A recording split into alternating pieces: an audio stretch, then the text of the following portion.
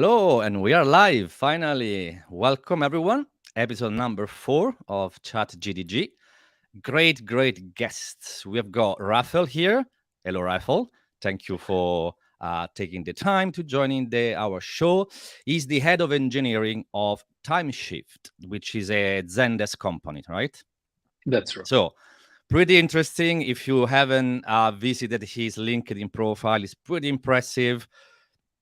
I really don't want to say anything else because I want to give him the stage. If you don't mind, Raphael, can you talk us about who you are, your story, your journey in tech, and then we will take it from there. Sure. First things first, I really appreciate the invitation to be here with you today discussing such an amazing topics, which I am really passionate about it. So I am actually from Brazil. I came to Portugal and currently living in Portugal for the last 5 years, which was a quite wild journey so far, I would say. Okay. I came with my wife. We have imported one kid and produced three others. So three others. Three others. Oh, wow. Yeah. Nice. Large family here. That's you amazing. You can imagine the dinners, how fun it is. Yeah. Busy. But it's a very good busy. Very good busy. It's the best leadership school that you ever have. It's like having 4 kids to manage. So a demanding wife. I love you, baby, but no. Yeah. So I'm working in the IT field, specifically in software engineering for the last 15 years, I would say 15, 16 years. I have started my career as software engineer. My background is developing backend applications, where during my journey, I had the opportunity to grow from engineer to senior engineer. I had my first opportunity to lead a team back in 2010, more or less, 2011. Long time ago, wow. Long time ago. But I always loved to keep like my hands in coding. Something that I really passionate about. I try whenever I have time, I try to keep my hands busy on code. And from team lead, I had my first opportunity to work as engineering manager. Actually, it was the first opportunity coming to Portugal. I received the invitation to come to Portugal in a management position. Nice. And here, kind of all the gates have opened. I would say, all the opportunities. And it's been quite a great journey so far. From EM, I progressed to senior EM. And now I have assumed in August last year the director position here at Tymeshift, where I am helping our CTO, Thiago Alves, to lead the engineering team, making sure that we have a great culture, that people are interested on keeping working with us. Yeah. And our retention rate is extremely strong. So I think we are kind of doing a good job. There are always opportunities to improve, but I think we are trying to keep things controlled in the same way that we are delivering value to business. We are also delivering a very nice development experience, focusing on people, which is my first priority as a leader. So yeah, very so nice. Far in a nutshell, that's the journey. I am that guy that if you ask, it's interesting because when I was working in software engineering as software engineer, I started my whole career developing Java. And if you ask me how many languages did I code so far, probably 6, 7. So I really love learning new things and new code, new patterns, new architectures, and blending everything together with good leadership. It's awesome. Pretty impressive, actually. So, of course, a million questions now, right? Because it's a really interesting journey. Now, the first one that I wanted to ask is how different it was to be working in Brazil and coming to, let's say, Europe. I think that has been a little bit of a challenge. This is just a guess, but I'm curious, what are the differences there? Yeah, for sure. In Brazil, the first thing to notice is that we do not have this diversity in terms of nationalities, for instance. In Brazil, you will be working with Brazilian customers, Brazilian fellows. If you have 1 out of 10 peer from a different country, Yeah. you are lucky. In English, Italy is exactly yeah, the same. So you know. yeah. So I think that was the biggest shock when I moved to Portugal, to join a company so much diverse nationality. And when we bring the diversity in terms of nationality, a lot of stuff are coming together Yeah. because different behaviors, different perceptions, like the joke, Brazilian people we like to do jokes, we like to celebrate and etc. We are, at least people here in Portugal tell Hmm. me this. I feel that you are always warm and like nice to chat at some point. Yeah. And when you start facing this diversity, that you are facing people, for instance, I worked with Germans, like great people. They are perfect executing things and everything else, but like that's my job. 5 p.m. I am going. I don't want chit chat. That's it. So that was the biggest challenge for me coming from Brazil, where everything is a good reason to make a barbecue, to go to Yeah. a No. park and have chats. And now all of a sudden we are kind of in a bubble where it's so hard to create this connection with people. You know, I think Yeah. that's the biggest challenge. I totally get that. That's very interesting, right? So we clearly there is not a right or wrong way of doing things. The problem here is how diverse, and if you are, if you are in a different wavelength from this other person due to completely different backgrounds, then it's challenging. So Yeah, diversity, I think, is beautiful, but it's also challenging.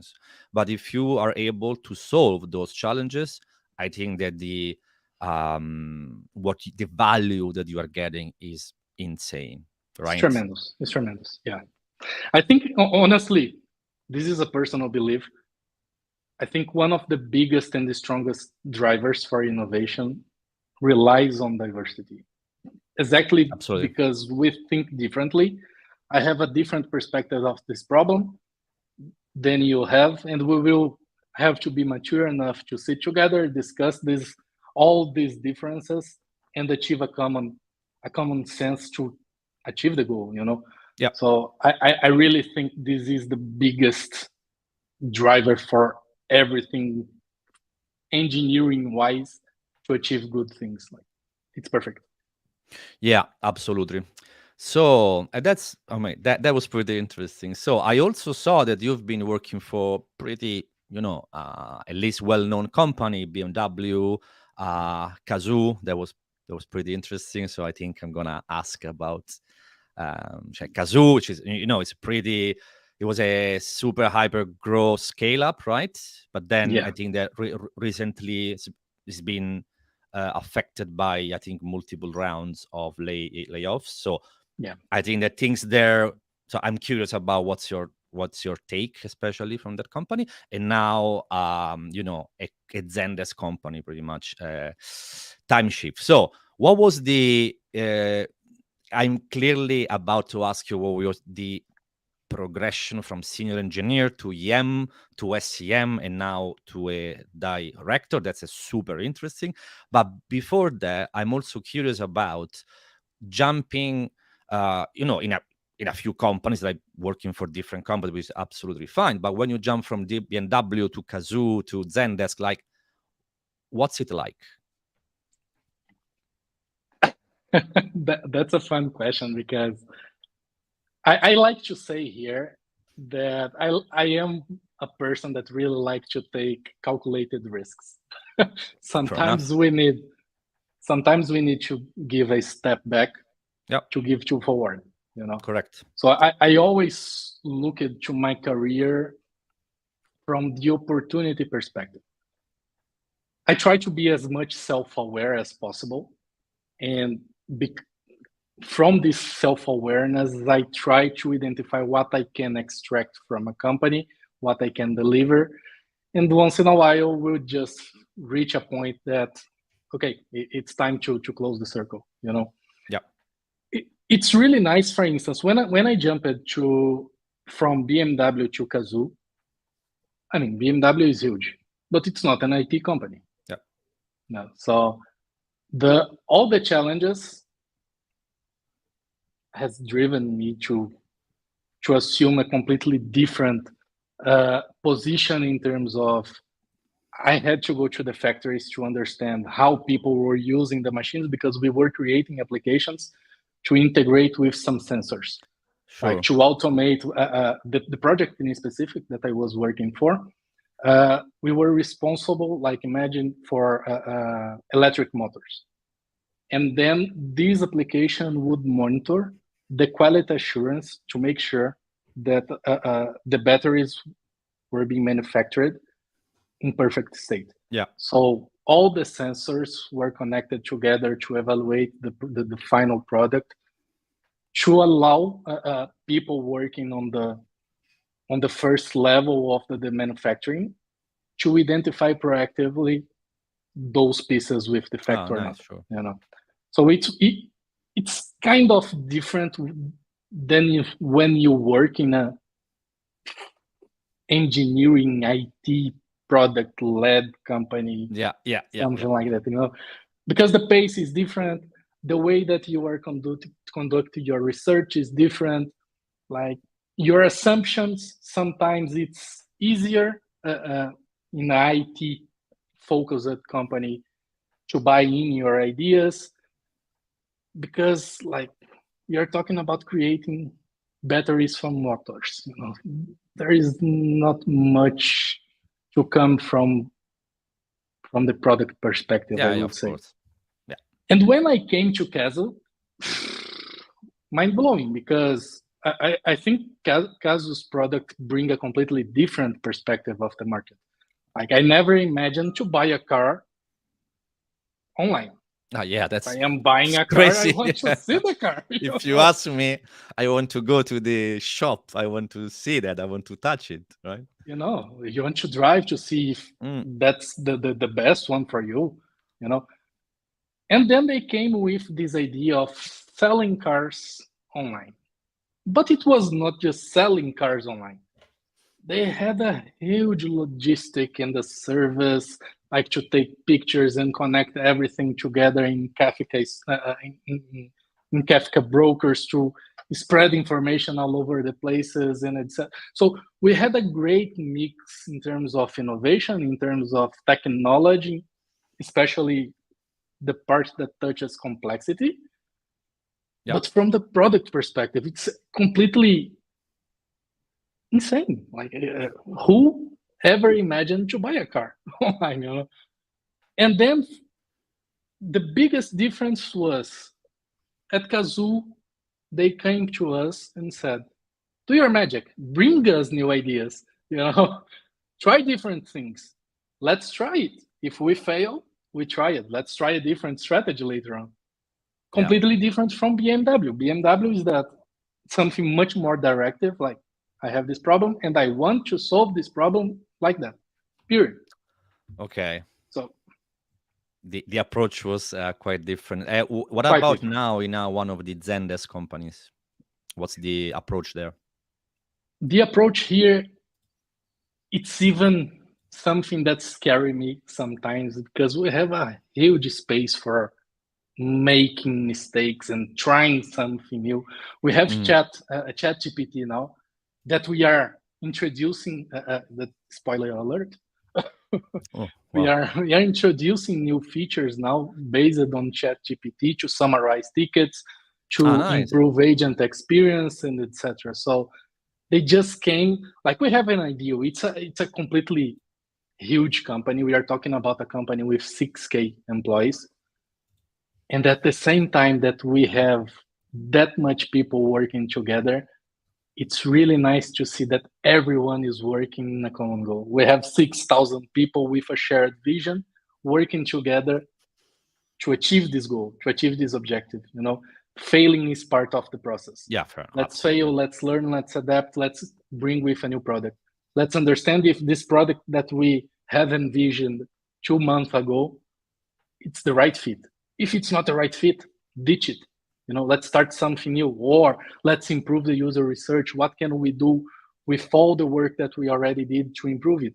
If we cannot improve, let's just switch priorities. It's really nice to see. And then I think this is innovation on its best, because first, it's a company that promotes a lot diversity. Nice. As a consequence, you are innovating. Yeah, sure. And you have that psychologically safety. Because if you screw something, we do not have a blameless culture. It's like, okay, that's it. We have recently changed for instance, our incident management process. We do not talk about who created the issue anymore. Mm-hmm. Okay. Yeah. If we have an incident, what can we do together? Exactly. To change it, to avoid it the next time. So it's completely different, and it's nice to see a huge company, 6K, as I told you, customer centric, with an extremely customer centric culture, pushing that hard for innovation. At the same time, just coming to the engineering team and say, just give your best. We trust in you. This is the vision. What can you do to help us to achieve it? It's really nice. Pretty good, actually, especially the failure piece. I think is super important, because quite often failure is associated to guilt. So I failed, so I'm guilty. So I don't want to feel guilty. I don't want to fail, and then you are stuck, because if you don't want to fail, you shouldn't do anything, because everything that you do can lead to failure. That's pretty interesting. And there is a little story that I've read years back. I was like about 2013 or 2014 or something. There was this, clearly I don't remember the name. There was this mobile gaming company. It's not the one that made Angry Birds, maybe a different one, but that was the kind of company. It was like up north, could have been Sweden, could have been Denmark. I'm not really sure. But the gist of it, in this company, they not only accept failures, they were celebrating failures. This blew my mind completely. So they, as a gaming company, they were developing like different games in parallel, right? Because you know that maybe you develop 4 in order to get 1 right, because that's pretty much the ratio. So when the other projects were shut down or killed, I mean, clearly people at first you are a little bit sad, because you wanted that thing to go through. But they created this amazing culture where they were throwing parties to celebrate the failure, quote unquote, the failure of the game, because from that failure, the knowledge, the gain, how much knowledge you can gain from there is immense. So you've gained value. This is the mind shift. You are not wasted time. No. That's very important. Yeah. This week, I can't remember now the name of the company, but it was like a high-profile IT company that you mentioned about celebrating. I remember that they have, at the end of each month, they just have like an engineering gathering to compile all the failures from that month. And then they will gather everything together to expose, I fail on this, and these are the lessons learned that I got from that. And this is perfect. I'm generally taking a note here. I'm generally taking a little note. That can be something that I might want to introduce. I think it's pretty cool. This is really nice. Impressive. Now, finally, we are one of the most important questions for me, or that I'm really passionate about. Your career, senior, EM, SEM, head of, or director. Like, what's the difference? Because all of those are completely different roles. Pretty much, it is not that you are slightly better of the old role. It's a completely different, right? So people also need to understand that. So I'm really quite curious, like, what were your challenges? How did it go? Because I can assure you, is not guaranteed that, yeah, sure, you will keep climbing no matter what. It's difficult. You need to be driven by that. You need to put some effort. So all these things I'm genuinely curious about. So whatever you want to share is welcome. Yeah. So I think one of the biggest highlights that I can share about that is I always was someone that when I was working, even when I was working as software engineer, I always asked why. So I have this task. Okay, Yeah. why should I do this task? You know, but not in that positioning of creating a conflict, saying, "Oh, why? I don't want to do it." No, what is the value that I can bring with this? You know, what kind of problem we are trying to solve by creating this card, by discussing a solution to cover this.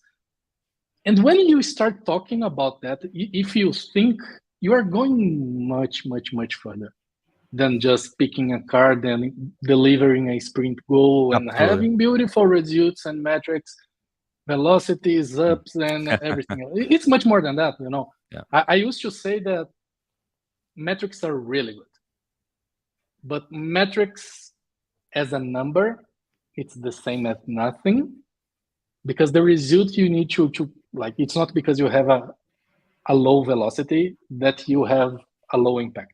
You can deliver, I don't know, 5 cards in a sprint and have a huge impact in the whole company. Absolutely. You know? And I always had this mindset of asking why I need to do that, you know, before discussing the house, because when putting my shoes of software engineering again, we love tech. Tech, it's evolving quite fast. Every time we have a new language, every time we have a new pattern, every day we have a nice and crazy rock star person coming from the market to share great highlights. And you want to follow the trend. Oh, my next application I will create with Mesh.js. My next application I will introduce event source. You want to keep it up to date. Yeah. But it doesn't mean that using Node.js or the latest technology ever, it's the best way to solve your problem, you know? And this is something that I always asked myself. What is the most effective and efficient way to solve this problem? To answer this question, I always had to understand why. Why do I need to do this? You know? And because I started asking the why and looking for the why, I started creating connections with product. I started creating connections with salespeople, with support, with customer success. And then all of a sudden, I had a huge package and say, damn, I really love this. You know, I need to be more in touch with these key stakeholders and to start sharing this passion that I have with me with other people. And the way that I had to do that, it was going one step further, you know, becoming engineering manager. Other than that, I must say that I became a manager because I always had bad managers. So I have a list of, I have the picture, a very clear picture on my mind of this is the manager that I don't want to be. I had a couple. Yes, I had definitely a couple. And this naturally, it was evolving and pushing to the next level. And then I became engineering manager. I started pushing more and more for customer centricity, bringing and promoting this idea of tech people needs to be less techy and more business and product. Like, stop going to a product person and saying that, I don't know, the class is using polymorphism and etc. No, stop. You know, you don't need to use this. It's really nice for you to have the arguments using the technical language, but for technical people, you know, how can you explain the value that you are delivering for a customer success, for a customer? Like, let's look outside of the internal bubble. Yeah. Let's join a customer success. Let's join a customer call and explain why this is a problem, how you are going to solve, and what is the deadline that you are planning to solve that. That's the real challenge, you know. That's pretty interesting. So what you are saying pretty much is to try to bridge the gap between different disciplines. So I'm an engineer. I just need to do my tickets. That probably it's not the right approach. So you might want to be curious, right? You want to For sure. speak with the product people, but not at the end, at the start of each process, at the start. That's why I'm a Exactly. big fan of a kickoff meeting. Kickoff meetings are beautiful.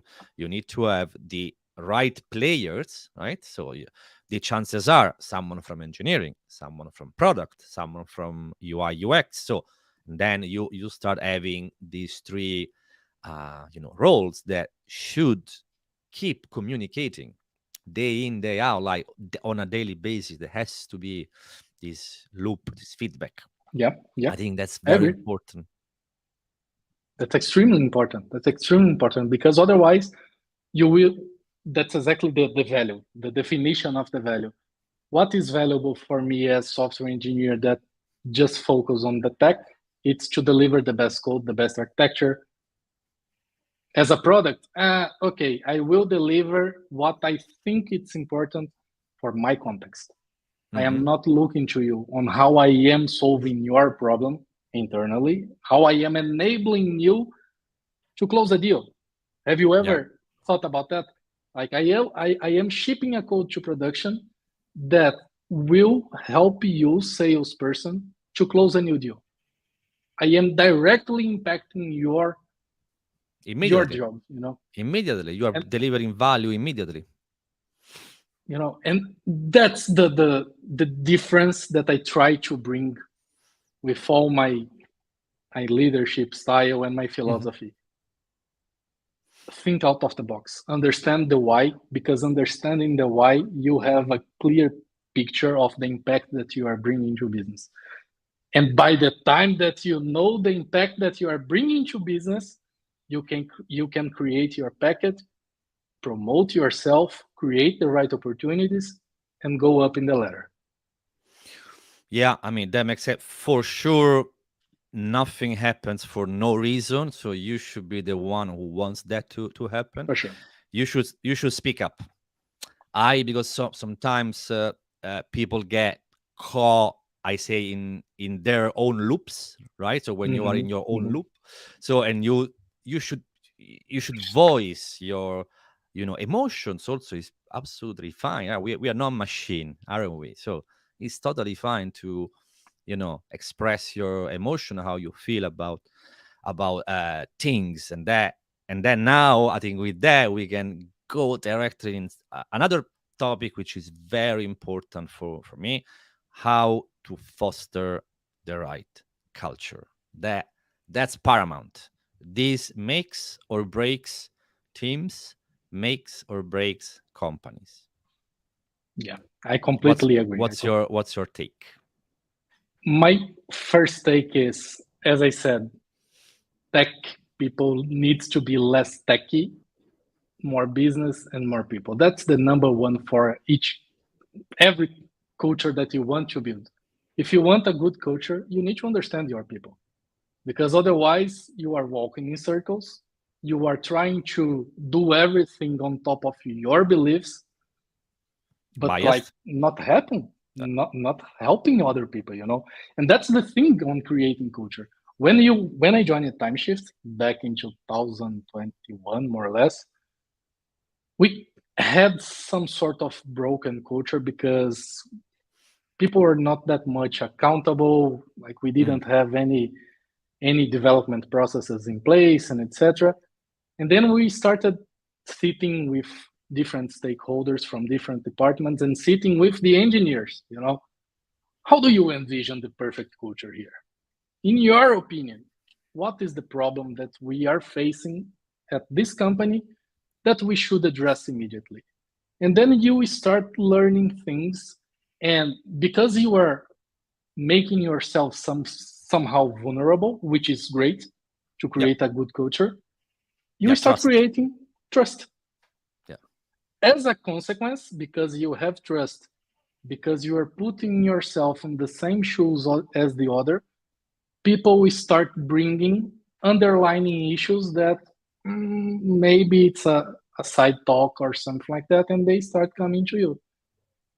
By the time that you start understanding the whole thing, then it's time to taping the strategy to make actions. I personally really like an exercise called manual user of me. Okay. Basically, the original phase, it's just to understand how you as a person like to get feedback. What's your best working hours? What is your best ways of Okay. So it's communicating, like a etc. working with me kind of, document Exactly. that you put somewhere Yeah, and yeah. Okay, gotcha. yeah, Yes, yeah, yeah. I know. Okay. And I really like to.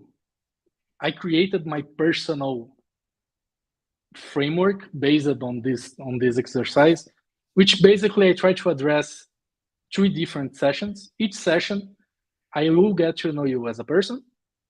I will set my expectations as a manager to you. Mhm. At the same time, I want you to set your expectations for me. What do you expect from me as your manager? How can I enable you? How can I help you to grow at this company?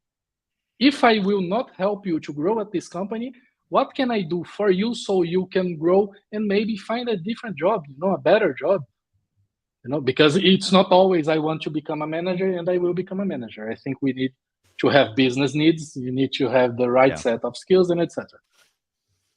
So in the third session, then I start touching the basis of professional development and ambitions. So we discussed that you are a mid or senior engineer. Naturally, your next step is to become a senior. Is this what you want to do? Because by the point If you that want, yes. That if you this want is to key. do, This is key. People don't you get that. People yeah, think that is obvious that you want to be becoming senior tech lead and principal engineer. That's not true. no, People have no, different priorities, right? That's exactly, very exactly. important. And something really important, by the time that you start discovering these professional ambitions, professional/personal ambitions, then you, as a leader, you start having the tools to create an IDP, individual development plan, based on that. But the thing is, I am not here to enforce you to do that because I know you that you want to become a leader. Yeah. So I will enforce you to get leadership skills. No, I think the right culture for me, it's like, I am your manager. I understand that. Correct me if I am wrong. Based on my understanding, I think that's the correct way for you to put your time, to put your effort, to start creating your opportunities to gauge a leadership role. Do you want to do that? Do you feel motivated on doing that? Like, it's everything surrounding and pointing to the same direction. People. Like, it's not what I want as a leader. It's not what the best technologies at the moment want. As a person, what do you want? And this is the key point that every once in a while I see that we lack when creating an engineering culture, because we focus too much on Spotify models, creating exciting CI/CD processes and etc. But the thing is, you need to adapt everything that you have to the people, to the environment, to the process that you have. Like, it's the same as, let's work with Scrum. Maybe Yeah. working with Scrum is not the right choice with me, but working with dailies, retrospectives, and planning, it is. So Yeah. let's just pick what I need and adapt Absolutely. everything, you know. What's is needed for your team, for your Exactly, company. There exactly. is And not I a think right or wrong model or exactly, framework. exactly. And something important, if we make a decision, if in the middle of the way we see that, oh, damn, this is not working, Guess it's what? not working. Let's Exactly. review and find a different plan. Yeah. you know, And the I, beauty that the new plan for sure will not have that option. So we ruled out sure, something that we already know that doesn't work. So exactly, we are closer to the solution. We are closer to the find the right model that should work. exactly, exactly. That's pretty important. So what was okay? This is, I think, is an interesting question. So let's take the last, let's say, 2 or 3 steps of your career. So from senior engineer to engineering manager, from EM to SEM, and from SEM to director. Now these 3 jumps, let's put it that way. Mm-hmm. Mm-hmm. Which was the most difficult to adapt to? Because we are already covered that there are slightly different jobs, so it's not just being better at, it's just doing something different. So I would imagine that you've been through a couple of hoops. So which was the one that you say, oh wow, I really need some time to get comfortable? For sure, the director run. All right. That's because you when you assume a head of or a director of something, basically the scope of your work is completely different. From a SEM, probably you will have 2-3 teams, a fixed scope here that you will nail and do all your best to enable everyone using that context. Gotcha. By the time that you go one step further, then you start managing managers. And that's the trickiest part, because if as engineering manager and as senior engineering manager, you already had the responsibility of being a role model as a leader of leaders, my friend, it's exhausting sometimes, because the difficult conversations start happening more often. Because your scope is much bigger, right? So you are genuinely responsible for maybe 30, 40, 50, 100 people. I mean, depends on the scope of the company, but we are talking about not 5 people. This is definitely not 5 people, not even 10, not even 20. It's more. Here at Tymeshift, I have 31, 35, if I'm not mistaken. But the thing is, you have your responsibility with your direct managers, your direct reports, like the managers, the team leads. But then intrinsically, you are bringing and being accountable for your indirect reports. Yeah, skip levels. They skip levels. And once in a while, you will get conflicts coming to you that probably it should be escalated to the manager, or someone that it's bored with the manager. So managing conflicts sometimes becomes more exhausting because you are responsible for much more people, and you need to give your best. And at this point, I would point that context become a challenge. Like getting aware of the situations and understanding what is really happening, to create your own judgment, identifying the source.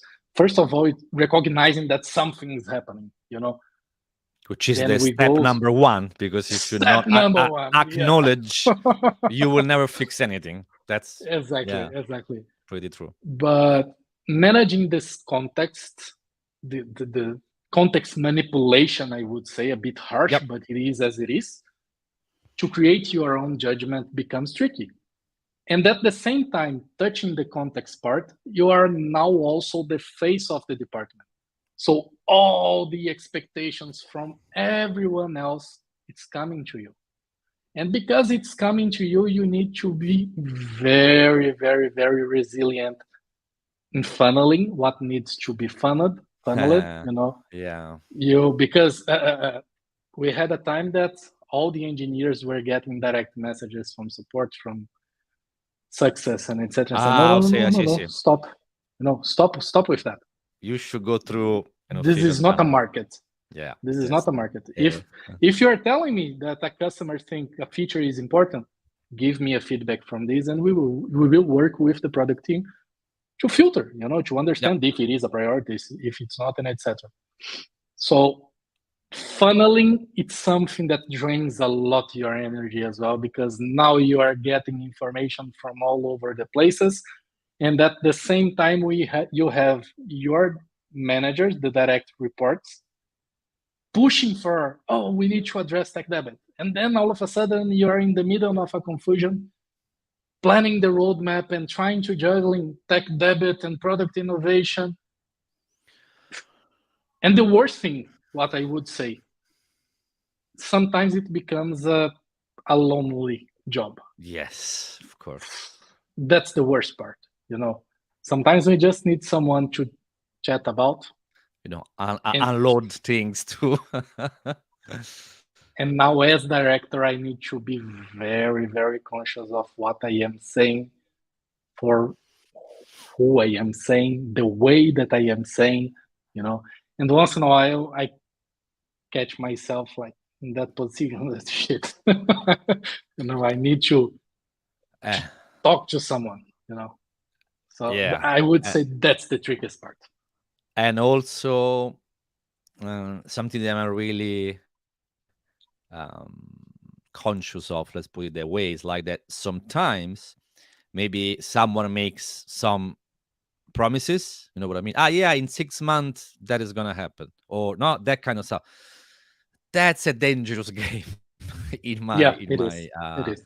mind and in my. So if someone at any level, of course we are talking about hiring managers, manager of managers, so that kind of level of responsibility, let's put it that way, is a very dangerous game to promise something that you don't know whether you can deliver or not. So I totally get, it's all part of it's almost that you cannot afford to take any misstep, because one misstep from your side maybe can cause a couple of hoops, in one of the 30 people, and you don't even know. You know what I mean? So I totally get it's a very careful, you should be very, very careful. And especially you said something very sensible that I really appreciate. Like, you understand that you clearly need to be talking in different ways with different people.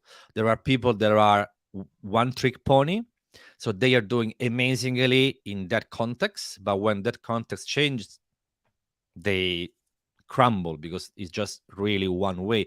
You should be open, and that's why you should grow. This is what I think. You should grow as a person first.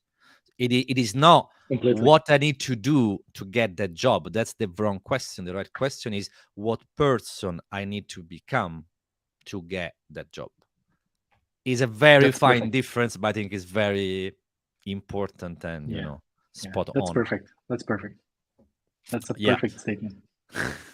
So something, this is a question genuinely from me because it really interested me. So were you ever frustrated when you were, now maybe slightly less, but when you were more EM or SEM, were you ever been frustrated by not having the, I call it, executive power? I don't know if so if you want to, I'm saying something silly, if you want to double the salary of someone, which is pretty crazy things, right? But if you are an EM, is very difficult, let's put it that way. So you can do all the recommendations, you can build your case, absolutely, but at the end of the day you don't have the executive power. So I cannot do that. I can ask people to do that, right? So is there something that frustrated you when you were back into the EM kind of game? Yeah, and it was exactly attached to promotion, not on salary, but promotion as a role. Promotion, yeah. As a role, I had two great engineers, senior engineers that wanted to become engineering leads, and we did a hell of a job together for more than 1 year. Yep. Like doing replacements, taking, delegating to provide the real experience, so they could create that sensitive and the feeling is that what I want, And by the time we got the opportunity to promote, initially we had planned to grow the team in 2 engineering leads, but only one was approved. And we already we started discussing this and preparing everything because we knew that in the near future the opportunity would come. It was planned beforehand, And then you start creating the expectation. You create the expectation for you as a leader because you put your shoes that I will prepare you. I will help you to get there, And on the counterpart, the person like creates some sort of expectations as well. It's not just professional experience. We are talking about financial. Yep. And when we talk about the financial aspect, everyone has, its struggles. Everyone knows where the problem relies on. And then all of a sudden, they came to me and said, Raphael, you need to choose one. You need to choose one. Oh my God. At that point, I was like at the bottom. Yeah. How I will do that, How can I communicate that we have planned for 2? We had agreed on 2. Now I have only 1, and I have to do this decision. And just feeling powerless because, as you said, I cannot do anything. Powerless. There is nothing on this planet that Nothing. you can do, and that's a terrible feeling. It's a very bad feeling. So it's really bad. It's really bad. And especially if you've got a decent manager, not the best ever, but just a decent manager. If something like that happen, clearly you, as the software engineer, you are clearly the most affected one. But please trust me that if you've got a decent manager, your manager probably hasn't slept in 1 or 2 nights, because this is something that it kills you. Is the equivalent for a very vertical principal engineer to have shipped a piece of code that crashes the website. It's like, oh my God, you are there blaming yourself. So you are really, because that's is where your passion lies. As leaders, the passion should lie with people. I don't see really any other way.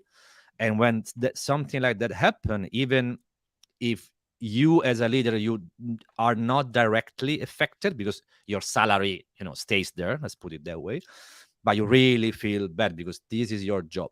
So if someone fails, you fail. And that's why you really strive exactly. I think the worst part of all of this, it's because it's not just 2, we had 2 and now we have 1. Like, it's the feeling of being failed. I failed with my people. Like, what did I do wrong? Chances are nothing, and that's even more frustrating. I wish I've done something wrong. I wish but it's not even there. It's really out of your hands, and that the sense of powerless is bad. But I mean, it's fine. It's it is what it is. I don't know. So the director. So definitely that was for you the biggest change. Also, I would imagine the context switch is insane, right? Yeah, I would say that I don't have a context. Okay. I So learned you don't even switch because you don't have a context. Okay. You learn how to work without a context.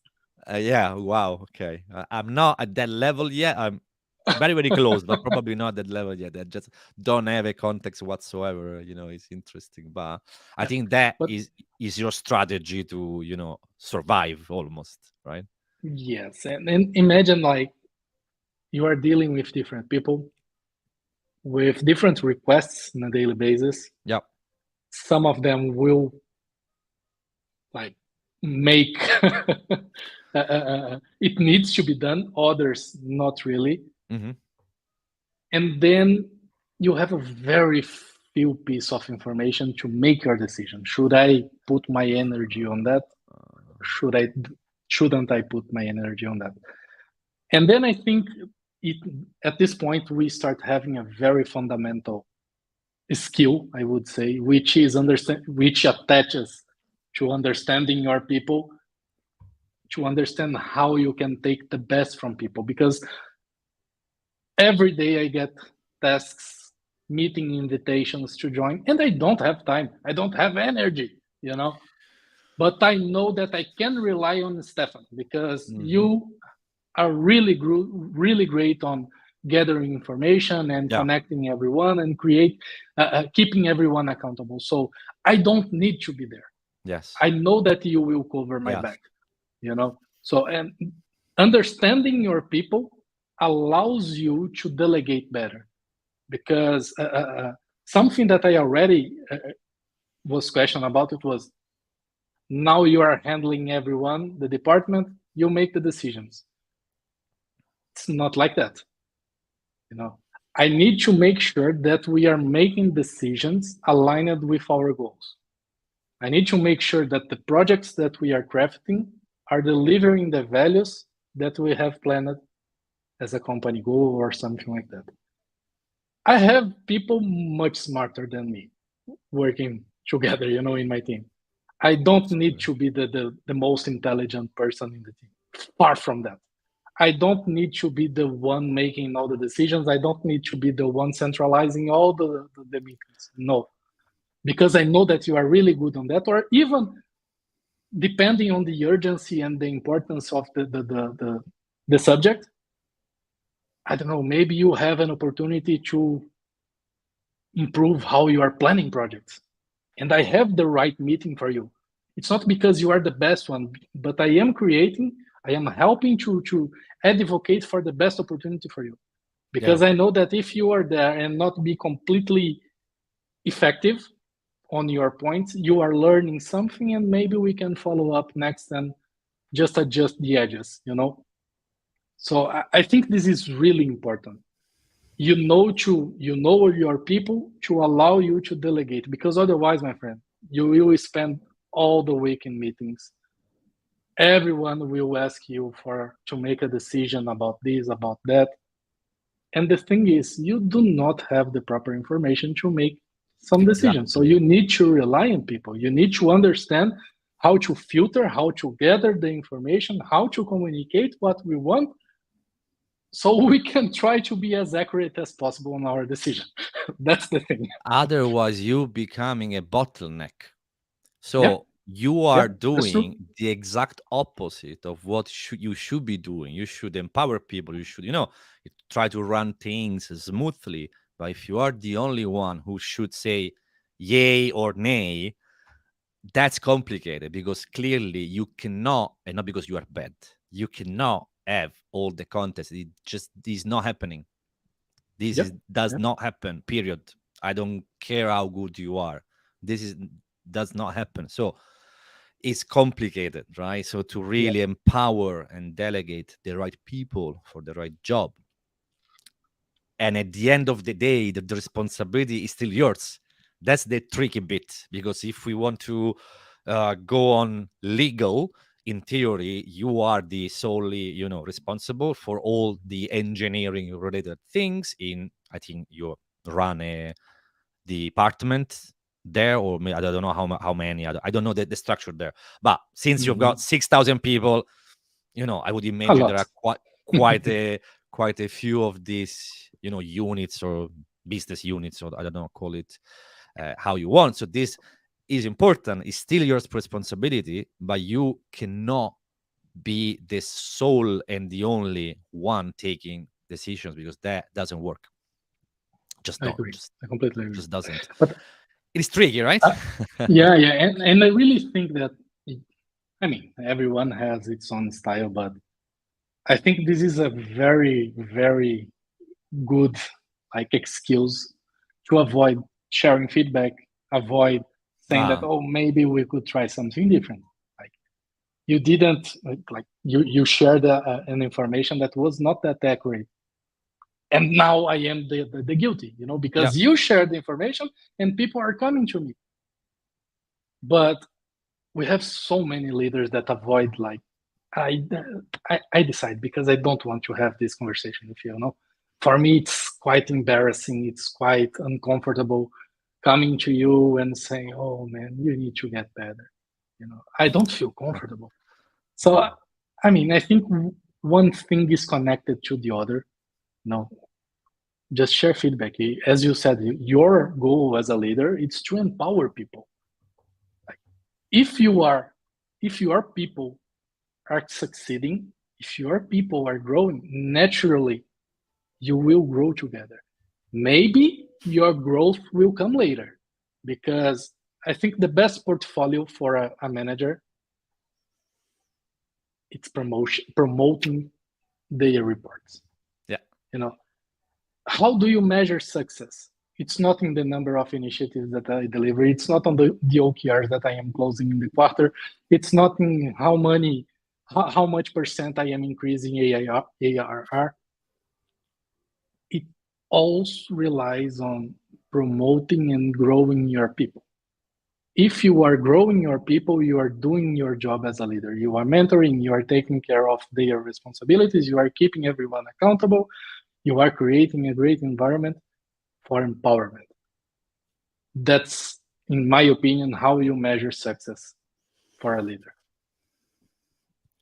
I don't say anything because when you agree on any single words, I don't know. I should, repeat what you said, but it's just not fun. No, I mean seriously. Yes, just yes. That should be the goal because if you promote someone, means that that person earned it, and by earning that, that person did an amazing job. And guess what?